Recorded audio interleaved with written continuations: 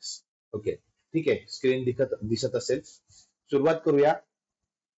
आज आपण आदि शंकराचार्यांवरती थोडी चर्चा करण्यासाठी किंवा आदि शंकराचार्यांनी रचलेलं जे आत्मशतक आहे, त्या आत्मशतकाचं रहस्य समजून घेण्यासाठी किंवा आत्मशतकाचे जे सूत्र किंवा जे श्लोक आहे त्याचा अर्थ समजून घेण्यासाठी एकत्र आलो आहोत. तुमच्या मनात प्रश्न येईल की आदि शंकराचार्य रचित आत्मशतक आणि आमचा संबंध काय?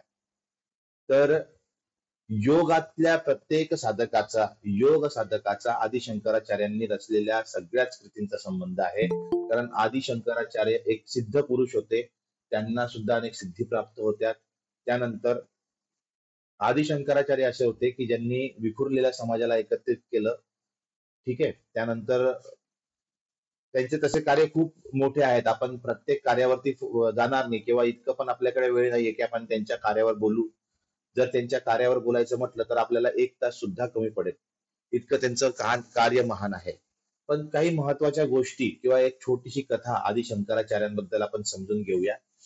त्यानंतर आत्मशतक जे आहे, हे आत्मशतक का रचल्या गेलं, गुरूंचं त्यात कधी कसं अधिष्ठान आलं किंवा गुरु आणि शिष्याचा जो संबंध आला, प्रथम संबंध आला, पहिला संपर्क झाला, त्यावेळेस आदि शंकराचार्यांनी आपली स्वतःची ओळख करून देताना आत्मशतकाची रचना केली होती. म्हणून ते महत्वाचं आहे. आणि त्यातलं जर तुम्ही सूत्र किंवा श्लोक जर व्यवस्थित समजून घेतला तर तुम्हाला लक्षात येईल की योग शास्त्राशी किती संबंधित आहे, योग साधनेशी किती संबंधित आहे. आपण नेहमी असं म्हणतो की अहम ब्रह्मास्मी, एक कन्सेप्ट आहे आपल्यामध्ये की मी ब्रह्म आहे. पण मी ब्रह्म आहे तर मग तो कसा सिद्ध करणार? ठीक आहे. सिद्ध कसं होईल? तर मग मी काय नाहीये हे पण तर तुम्हाला सांगावं लागेल. मी ब्रह्म आहे. मी म्हणजे कोण? तर आत्मा. आपण आत्म्याबद्दल गोष्ट करत आहोत. कारण की या सृष्टीमधल्या सगळ्याच गोष्टी या नश्वर आहेत. फक्त एकमेव गोष्ट अविनाशी आहे, ती म्हणजे आत्मतत्व, ती म्हणजे आपलं पुरुष तत्व.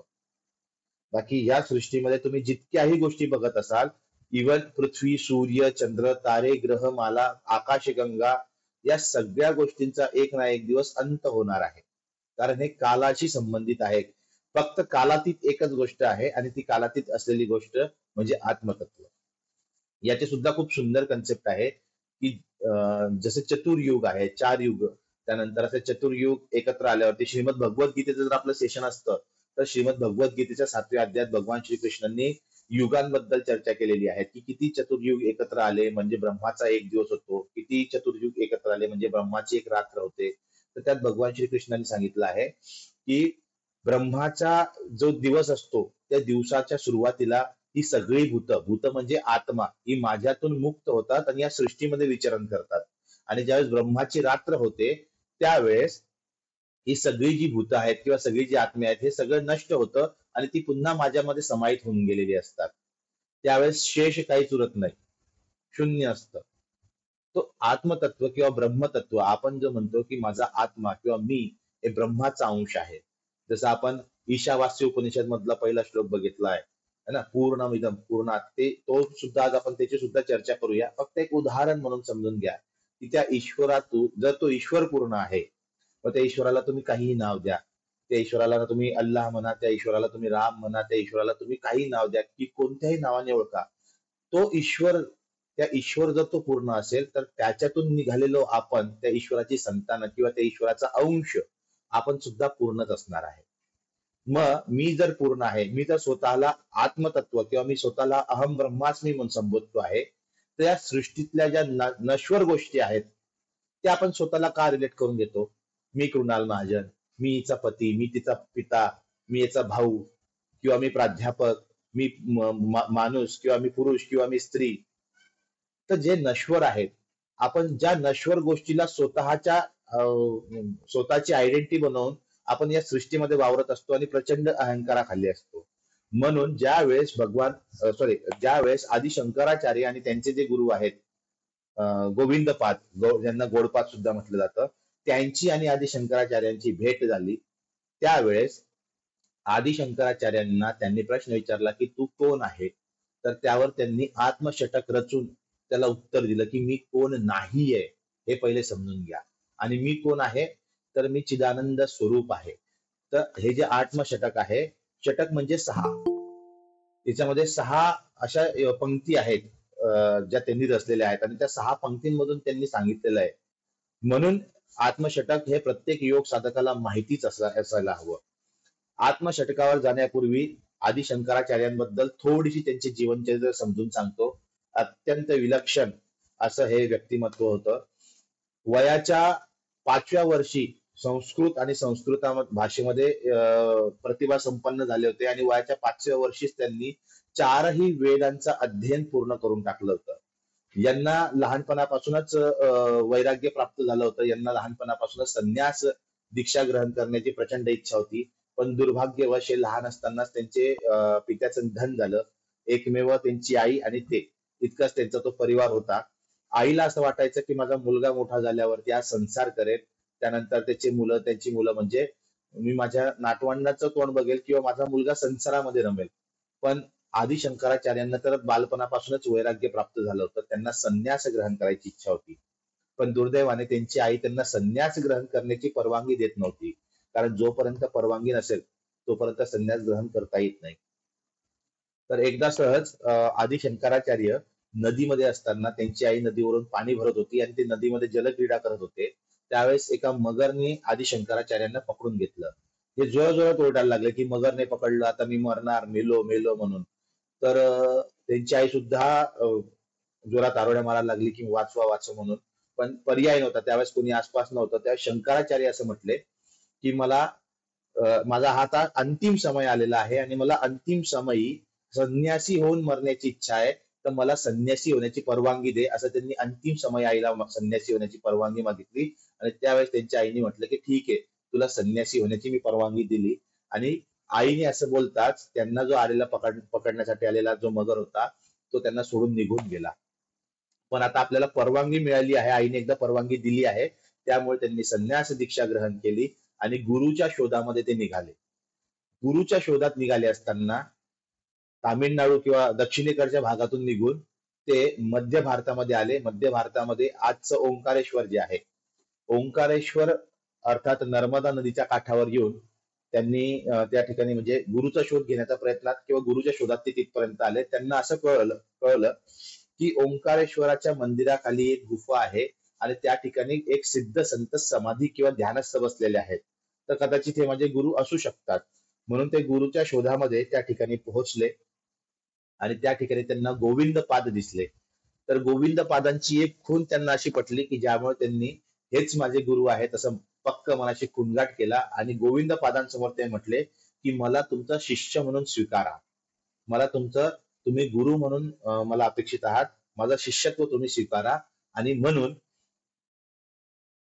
सर्वात पहिले गोविंद पादांनी म्हटलं की ठीक आहे, मी तुला शिष्य म्हणून स्वीकारतो, पण तू आधी कोण आहे ते तरी मला सांग, तुझा परिचय दे. तर ज्यावेळेस परिचय मागितला आदि शंकराचार्यांनी त्यावेळेस त्यांनी आत्मषटकाची रचना केली. त्या आत्मषटकावर आपण आज बोलणार आहोत. त्यामुळे अत्यंत सुंदर असं हे चरित्र, जे अद्वैत वेदांत तत्वज्ञानाचे जे पुरस्कर्ता होते आणि जे आपले प्रमुख उपनिषद आहेत, तैतरीय, छांदोग्य, मांडूक्य, मंडूक उपनिषद, हे सगळे जे बृहदारण्यक उपनिषद, असे 11 उपनिषद हे अद्वैत वेदांत तत्वज्ञानाचे उपनिषद आहेत. जसं अद्वैत आहे तसं द्वैताद्वैत,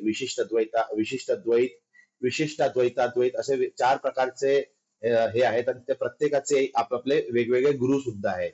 जसे अद्वैतवादाचे गुरु आदि शंकराचार्य आहेत, तसे द्वैतवादाचे माध्वाचार्य वगैरे असे अनेक गुरु होऊन गेलेले आहेत की ज्यांनी त्यांच्या काळामध्ये त्यांनी जे शिकले किंवा त्यांनी जी साधना हे केली त्यांनी प्रसारित केली, त्यांना त्यांचे शिष्य बनवले. तर अद्वैत म्हणजे काय, तर म्हणजे नाही आणि द्वैत म्हणजे दोन नाही एकच. पण काय, तर तुम्ही आणि तुमचा आत्मा या 2 गोष्टी नसून हे एकच आहे.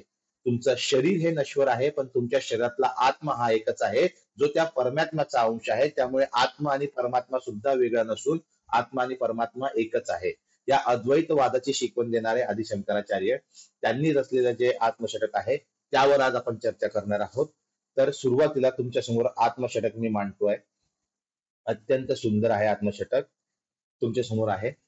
आत्मषटकात त्यांनी असं म्हटलेलं आहे, मनोबुद्धी अहंकार चित्तानि नाहम न च श्रोत्रजिह्वे न च घ्राण नेत्रे न च व्योम भूमि न तेजो न वायु चिदानंद रूप शिवोहम शिवोहम न च प्राणसंज्ञो न वै पंचवायु न वा सप्तधातु न वा पंचकोश न वाक्पानिपादो न चोपस्थपायु चिदानंद रूप शिवोहम शिवोहम न मय द्वेष रागो न मय लोभ मोहो मदो नैव मे नैव मात्सर्य भाव न धर्मो न चार्थो न कामो न मोक्ष चिदानंद रूप शिवोहम शिवोहम न पुण्यं न पापं न सौख्यं न दुःखं न मंत्रो न तीर्थ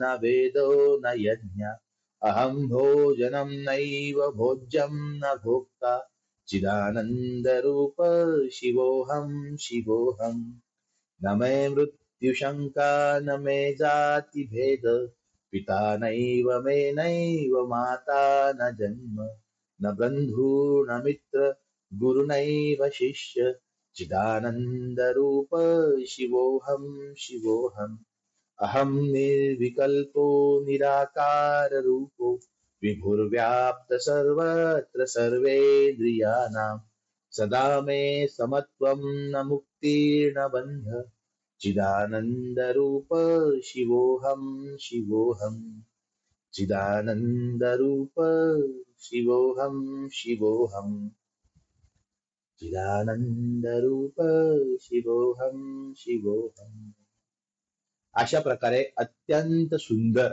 सहज आणि सोप्या भाषेमध्ये आत्मषटकाची निर्मिती आदि शंकराचार्यांनी केली.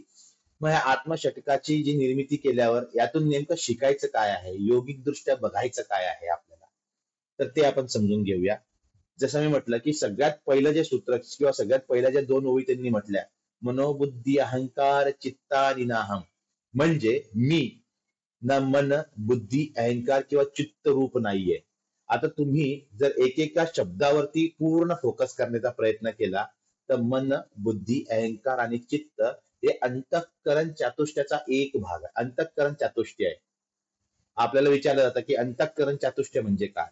वास्तविक मन बुद्धी अहंकार किंवा चित्त तुम्ही ज्यावेळेस हे ऐकतात तर तुम्हाला बाह्य स्वरूपावरून असं लक्षात येईल की यांचं एकच काम आहे. चित्ताचं काम काय, मनाचं काम काय, चित्ताने म्हणतं एकच होतं, पण वास्तविक असं नाहीये. सूक्ष्म लेव्हलवर जर विचार केला तर चारींचं काम वेगवेगळं आहे.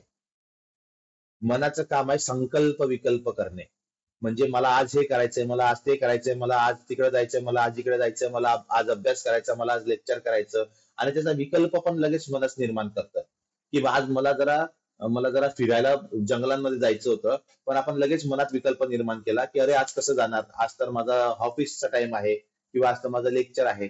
तर हे संकल्प विकल्प निर्माण करण्याचं काम जे आहे ते मनाचं आहे. नंतर बुद्धीचं काम आहे निर्णय घेणे. ठीक आहे, कुठल्याही याचं निर्णय घेण्याचं कार्य बुद्धी करते. अहंकार आपल्याला सर्वांना माहिती आहे, आणि अहंकार एका प्रकारे चांगलाच असतो, फक्त त्याचं स्वरूप तुमच्या भल्यासाठी पाहिजे. म्हणजे अहंकार जो आहे हा अहंकार निश्चितच षड्रिपूंचा एक भाग आहे, पण काही लेवलवर तुमच्या हातून काही चांगल्या गोष्टी घडण्यासाठीचा अहंकार पण महत्वाचा असतो. ठीक आहे. नंतर चित्तचा अर्थ होतो एका एका प्रकारे स्टोरिंग डिव्हाइस, जसं मेमरी कार्ड किंवा पेन ड्राईव्ह. तुम्ही त्या पेन ड्राईव्ह मध्ये काहीतरी गोष्ट सेव्ह केली, तसं तुमच्या चित्तामध्ये तुमच्या स्मृतीपटल असतात किंवा तुमच्या सोबत घडलेल्या काही अशा विशिष्ट घटना असतात की ज्या चित्तात तुमच्या साठवल्या जातात, किंवा काही पूर्वजन्माच्या काही स्मृती असतात की ज्या चित्तात साठवलेल्या असतात. त्याला चित्त म्हटलं गेलंय. लक्षात आलं. अशा प्रकारे मन बुद्धी अहंकार आणि चित्त हे अंतःकरण चतुष्टयाचा एक भाग आहे. त्यात काय म्हणतायत की मी ना मन आहे, ना बुद्धी, ना अहंकार, ना चित्त, मी अंतःकरण चातुष्य नाहीये. त्याचप्रमाणे मी कान जीभ नाक किंवा डोळे मी नाहीये. आता कान जीभ नाक जर बघितले तर हे सगळे ज्ञानेंद्रिय आहेत, यांच्यापासून मनुष्याला ज्ञान प्राप्त होतं, ते सुद्धा मी नाहीये. आणि न मी आकाश आहे, पृथ्वी आहे, तेज किंवा वायू सुद्धा मी नाही आहे. मी हे पंचमहाभूतांपैकी कोणीच नाहीये, कारण मी आहे मंगल करणारा, कल्याण करणारा चिदानंद स्वरूप शिव मी आहे. ठीक आहे, ते स्वतःला काय सांगतायत की मी ब्रह्म आहे, मी आत्मा आहे. ना मी अंतःकरण चातुष्य आहे, ना मी ज्ञानेंद्रिय आहे, ना मी पंचमहाभूत आहे. किती सुंदर आहे की नाही. मग नेमकं मी कोण आहे, तर मी शिव आहे. पुढे असं म्हणतात, न च प्राग न संज्ञो न वै पंचवायू न वा सप्त धातू न वा पंचकोश न वाक्मा निपादो न चोपस्त पायू. अर्थात मी प्राण नाहीये, मी प्राण नाही तर नाहीच आहे, मी पंचवायू सुद्धा नाहीये. आणि पंचवायूंची कन्सेप्ट आपल्याला माहितीये की 5 वायूंमध्ये कोण येतं, प्राण अपान समान व्यान उदान, हे 5 वायू आहेत. मी ना प्राण आहे, ना मी 5 प्रकारचा वायू आहे. तसंच मी 7 धातू सुद्धा नाहीये. तर 7 धातूंचा जर विचार केला तर मानवीय शरीरामध्ये सप्त धातूंची, मानवी शरीर सप्त धातूंपासून बनलेलं आहे. या 7 धातूंमध्ये रस, रक्त, मांस, मेद, अस्थि, मज्जा आणि शुक्र हे 7 धातू येतात. त्याप्रमाणे मी 5 कोश सुद्धा नाहीये. तसंच मानवीय शरीराच्या 5 पातळ्या सांगितलेल्या आहेत. बघा किती सखोल, किती सूक्ष्मतेने ते सांगतायत की मी कोण आहे आणि मी कोण नाहीये. मी अंतःकरण चातुष्य नाहीये, मी ज्ञानेंद्रिय नाहीये, मी पंचमहाभूत नाहीये. वास्तविक मनुष्याचं शरीर कशापासून बनलंय, पंचमहाभूतांपासून बनलंय. शरीरात ज्ञानेंद्रिय 5 आहेत, कर्मेंद्रिय 5 आहे, अंतःकरण चातुष्य आहे, शरीरामध्ये 5 प्रकारचे वायू आहेत, शरीरामध्ये 7 प्रकारचे धातू आहेत, शरीर 5 पातळ्यांपासून बनलेलं आहे. इतक्या सूक्ष्मतेने स्वतःची जी परिचय करून देत आहेत, ते स्वतःचा परिचय करून देत असताना ते तर सांगतात सगळं की माझ्या ठिकाणी हे सगळं आहे, पण मी तो नाहीये. माझ्या ठिकाणी पंचमहाभूत आहे, पण मी पंचमहाभूत नाहीये. माझ्या ठिकाणी ज्ञानेंद्रिय आहेत, पण मी ज्ञानेंद्रिय नाही आहे. माझ्या ठिकाणी अंतःकरण आहे, पण मी अंतःकरण चातुष्याचा एक भाग सुद्धा नाहीये. मी 7 धातूंपासून बनलेलो आहे, पण मी 7 धातू नाहीये. माझ्या शरीराच्या 5 पातळ्या आहेत, 5 कोश आहेत, अन्नमय, प्राणमय, मनोमय, विज्ञानमय, आनंदमय आहे. तरी सुद्धा मी ते नसून मी मंगल करणारा चिदानंद स्वरूप शिव आहे. म्हणजे मी ब्रह्मतत्व आहे. अहम ब्रह्मास्मी, मी त्या ईश्वराचा अंश आहे. अशी स्वतःची ओळख आतापर्यंत कोणी करून दिली असेल, विचार करा. पुढे तसे ते म्हणतात, न मै द्वेष रागो न मै लोभ मोह मदो नैव मे नैव मात्सर्य भाव न धर्मो न चार्थो न कामो न मोक्षो चिदानंद रूप शिवोहम.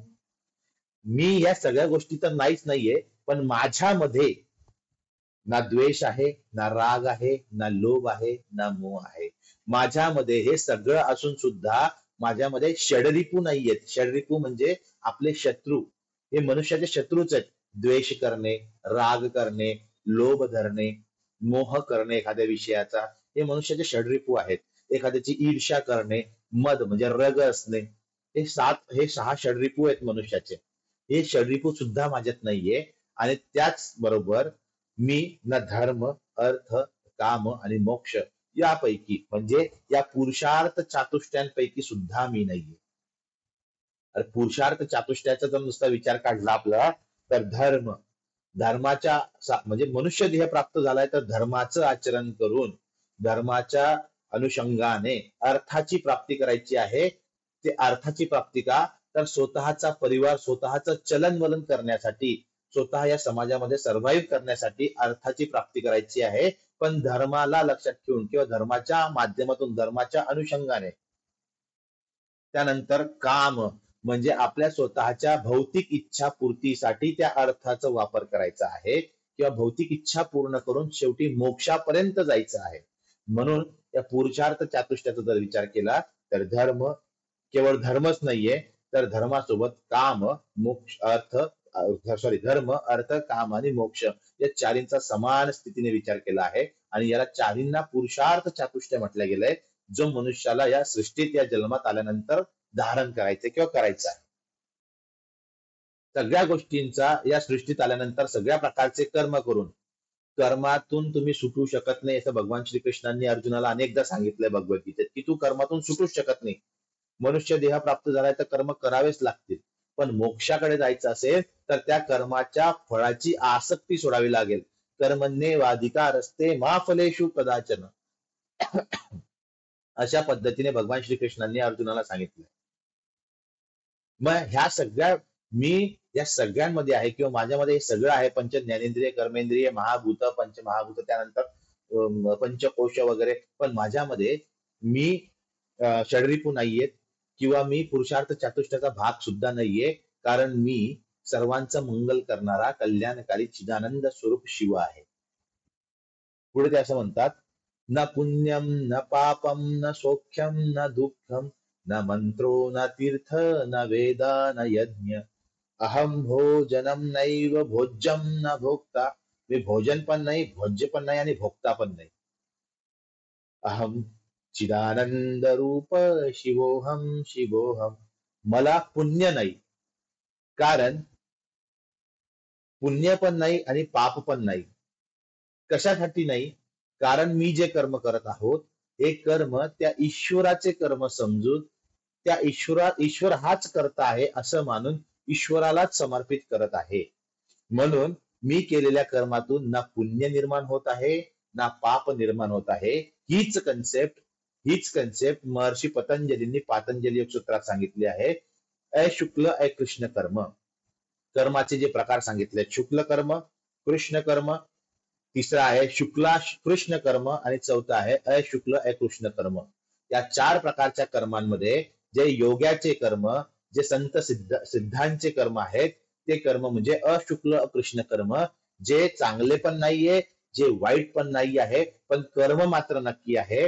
कारण की ते कर्म तर होत आहे, पण त्या कर्मातून कर्माशय तयार होत नाहीये.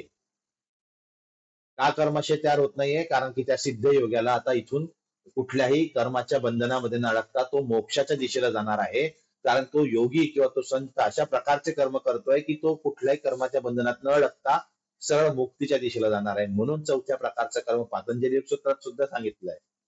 आणि त्या पद्धतीचं कर्म करत असल्यामुळे ना मला पाप लागत आहे ना मला पुण्य लागत आहे. आणि मी स्थितप्रज्ञ पुरुष आहे. स्थितप्रज्ञ पुरुषाची लक्षणं भगवान श्रीकृष्णांनी 2ऱ्या अध्यायामध्ये सांख्य योगामध्ये सांगितलेली आहेत. आणि त्यात ते असं म्हणतात की त्या जो स्थितप्रज्ञ पुरुष आहे, ना त्याला सुख आहे ना त्याला दुःख आहे, ना त्याला थंडी आहे ना त्याला गरमी आहे, ना त्याला कोणी जर त्याला कोणी त्याचा मान दिला तर तो हरवून जात नाही किंवा जर त्याचा कोणी अपमान केला तर तो नाराज होत नाही.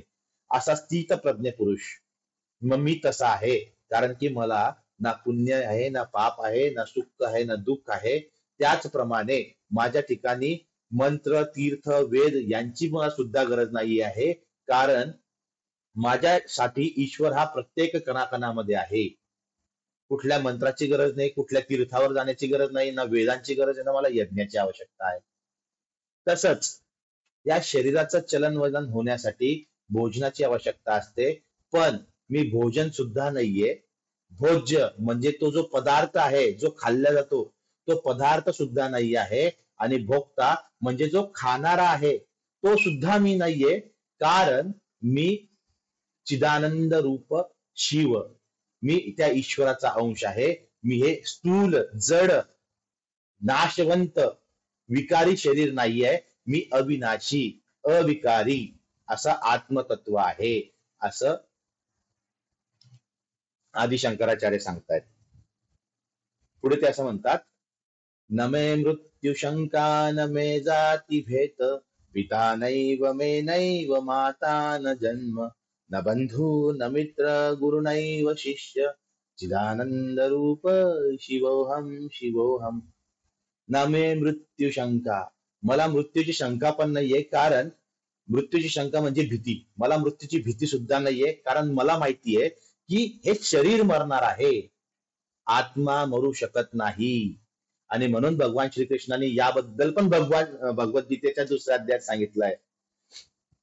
2ऱ्या अध्यायात त्यांनी सांगितलंय की या आत्म्याला ना अग्नी जाळू शकत, ना शस्त्र छेदू शकत, ना वारा सुकवू शकत, ना पाणी भिजवू शकत. नैनं चिंतन्ति शस्त्राणि नैनं दहति पावकः. भगवान श्रीकृष्णांनी 2ऱ्या अध्यायात आत्म्याची कन्सेप्ट सांगितली आहे. वासासी जीर्णानि यथा विहाय. मनुष्य जसे जुने कपडे सोडतो आणि नवीन कपडे धारण करतो, तसा हा आत्मा जुनं शरीर सोडून नवीन शरीर धारण करत असतो.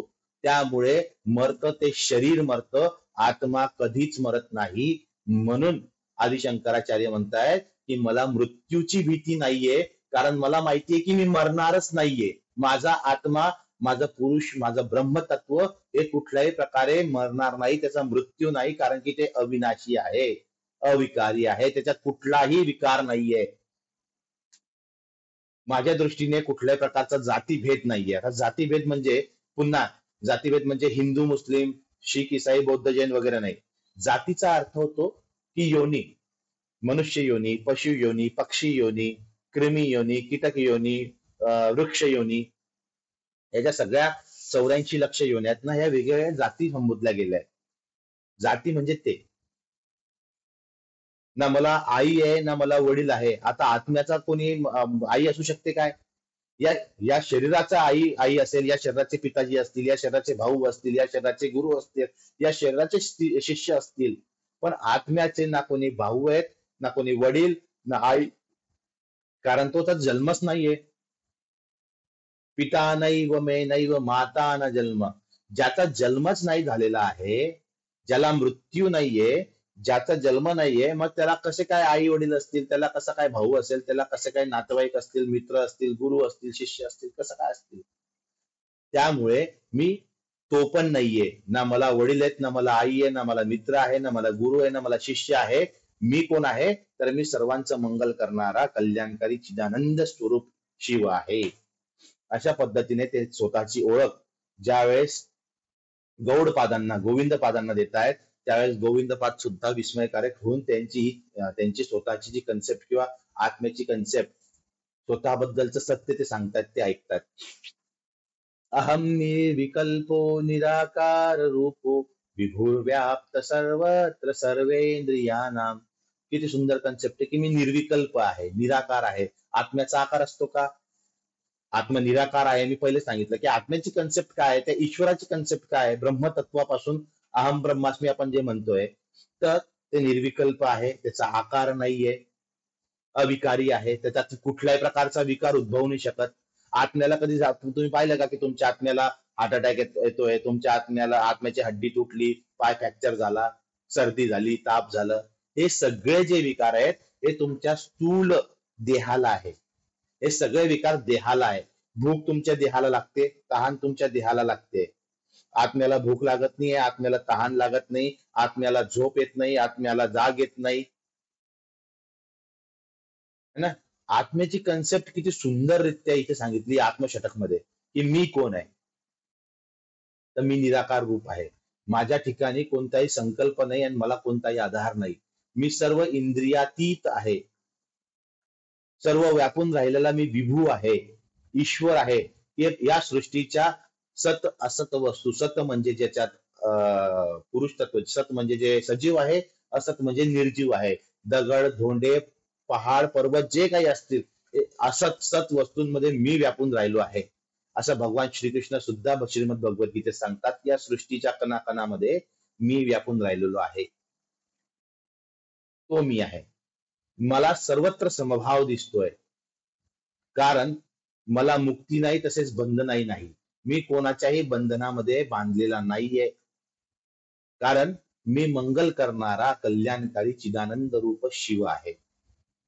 इतकी सुंदर कन्सेप्ट आदि शंकराचार्यांनी त्यांच्या गुरूंसमोर सांगितली. तर हे अशा प्रकारचे हे 6 जे श्लोक आहेत, हे 6 श्लोक, त्या 6 श्लोकांच्या माध्यमातून आदि शंकराचार्यांनी आत्माची कन्सेप्ट सांगितली. आणि यामधून योग जर शिकून घ्यायचा असेल तर अतिशय सूक्ष्मात सूक्ष्म गोष्टीपासून, म्हणजे पुरुषार्थ चातुष्ट्यापासून, पंचवायू, पंचकोश, त्यानंतर पंचमहाभूतांपासून एक एक गोष्टीची चर्चा त्यांनी केली आहे. ना सप्त धातू आहे, ना काही आहे. आपल्याला हे सगळ्या गोष्टी शिकून घेतल्या पाहिजे. आपल्याला लक्षात आलं पाहिजे की कशा पद्धतीने या आत्म्याची कन्सेप्ट आत्मशतकामधून आदि शंकराचार्यांनी मांडलेली आहे की हा आत्मा अविनाशी आहे, अमर आहे. आणि जो अविनाशी आहे, ज्याला नाव नाहीये, आज या जन्मामध्ये मला कृणाल म्हणतात, मागच्या जन्मामध्ये माझं दुसरं नाव असेल किंवा येणाऱ्या जन्मामध्ये माझं अजून दुसरं नाव असणार आहे, तर ते नाव जे असणार आहे ते त्या शरीराचं असणार आहे. म्हणून मला नाव सुद्धा नाहीये, त्यामुळे आत्म्याला नाव सुद्धा नाहीये. त्या आत्म्याला काय तुम्ही संबोधणार? असे किती आत्मे, किती पुरुष तत्व या सृष्टीमध्ये विचरण करत आहेत. हे सगळे त्या ईश्वराचा अंश आहेत आणि हे भगवंताने स्वतः सांगितलेलं आहे. जर तुम्ही भगवद्गीतेचा जर विराट स्वरूप विश्वरूप दर्शन योग बघितलं, तर ज्यावेळेस अर्जुनाने भगवंताला त्यांचं विराट स्वरूप दर्शन करण्याची इच्छा व्यक्त केली होती, तर त्या भगवंताच्या त्या विक्राळ स्वरूपामध्ये त्या सृष्टीतील सर्व जीव जंतू इथपर्यंत काय तर पांडव कौरव सुद्धा त्या ईश्वराच्या स्वरूपामध्ये त्या अर्जुनाला दिसत होते. आणि शेवटी एक वेळ अशी आली की अर्जुनाचं स्वतःचं शरीर स्वतःचं स्वरूप त्या ईश्वरात दिसायला लागलं होतं, कारण तो ईश्वर आणि त्या अर्जुनाच्या शरीरामध्ये असलेला आत्मा सुद्धा वेगळा नव्हता. अद्वैत एकच आहे. अद्वैत तत्वज्ञान इथे त्यांनी पुन्हा एकदा मांडलेलं आहे. अशा पद्धतीने आदिशंकराचार्यांचं हे तत्वज्ञान अत्यंत रसाळ समजून घेण्यास आणि त्याच्यातलं ब्रह्मचिंतन करण्यास योग्य आहे असं मला वाटतं. म्हणून आज तुमच्या समोर आत्मषटकाचं रहस्य मी मांडलेलं आहे. शेवटी असंच म्हणेल की ओम पूर्णमदः पूर्णमिदं पूर्णात् पूर्णमुदच्छते पूर्णस्य पूर्णमादाय पूर्णमेवावशिष्यते. या ईशावास्य उपनिषदामधील श्लोकाचा मंत्राचा सुद्धा गहन रहस्य आहे, जे तुम्हाला अद्वैत किंवा तुम्हाला त्या आत्म्याचं आणि त्या ब्रह्माचा सहसंबंध कसा आहे तो दाखवतोय. हे ब्रह्मतत्व पूर्ण आहे. ओम पूर्णमदः पूर्णमिदम हे विश्व पूर्ण आहे आणि पूर्णात पूर्ण मुदच्यते पूर्णातून पूर्णच उत्पन्न झालेले आहेत. कारण की पूर्णातून जर तुम्ही पूर्ण काढलं तर पूर्णच निघणार आहे, अपूर्ण होऊच शकत नाही. म्हणून त्या ब्रह्मातून निघालेलं जे आपलं स्वतःचं आपलं आत्मतत्व आहे, आपला अंश आहे, तो सुद्धा पूर्ण आहे. पूर्णातले म्हणजे पूर्ण ब्रह्मातले पूर्ण घेऊन तुम्ही पूर्ण सृष्टी तयार केली आहे आणि त्या पूर्णातून पूर्ण घेतल्यावर सुद्धा पूर्णच राहणार. शेवटी उरणार पूर्णच, कारण की हा आत्मा पूर्ण आहे. त्यात विकार नाही, तो अविकारी आहे, तो निर्विकल्प आहे, तो अनादी आहे, त्याचा अंत नाही. अनादी म्हणजे प्राचीन काळापासून आपला आत्मा अत्यंत प्राचीन आहे, अनादी आहे, त्याचा अंत नाहीये. हे सगळं हे सृष्टी जी आहे ही ईश्वराच्या अधीन आहे. आपली भूते आपलं आत्मतत्व सुद्धा ईश्वराच्या अधीन आहे. अशा प्रकारे जर हे तत्वज्ञान आपण समजून घेतलं तर डेफिनेटली आपण ईश्वर प्राप्त करून घेऊ शकतो असं मला वाटतं. आणि म्हणून जे रहस्य राजयोगाचं आहे, जे रहस्य समाधीचं आहे, ते समाधीचं रहस्य, ते प्रत्याहाराचं रहस्य, ते ध्यानाचं रहस्य तुम्हाला तुमच्या अंतर्निहित घेऊन जाण्याचा प्रयत्न करत आहे. बघा तुम्ही ध्यान समाधी की तुम्ही स्वतः कोण आहात, स्वतःला ओळखण्यासाठी हे तत्वज्ञान तुम्हाला प्रचंड एकाग्र करण्याचा प्रयत्न करत आहे. याचं ज्ञान तुम्हाला देत आहेत. फक्त आपल्याला आपले चक्षु जागृत ठेवून हे सगळं ज्ञान प्राप्त करून त्याप्रमाणे आपलं बिहेवियर ठेवायचं, त्या प्रकारे आपली वागणूक ठेवायची. कुठलाही अहंकार न करता आपण शुद्ध जीव आहोत, आपला आत्मा पवित्र आहे आणि आपल्या शरीरात असलेला आत्मा हा सगळ्यांच्या शरीरात आहे. त्यामुळे सगळ्यांशी प्रेमभावाने राहायचं आहे. हे सगळं तत्वज्ञान वसुधैव कुटुंबकम कन्सेप्टच मुळात आपल्या सनातन संस्कृतीमध्ये आपल्या भारत देशामध्ये आहे. म्हणूनच आपण वसुधैव कुटुंबकम हे विश्वची माझे घर संगच्छध्वम संवदध्वम सारखी प्रार्थना आपण म्हणतो. हे सगळं तत्वज्ञान आपल्याला एकच गोष्ट शिकवतं, ते म्हणजे सगळ्या छोट्यातल्या छोट्या जीवात सुद्धा त्या ईश्वराचा अंश आहे. ठीक आहे, इथे थांबूया आपण.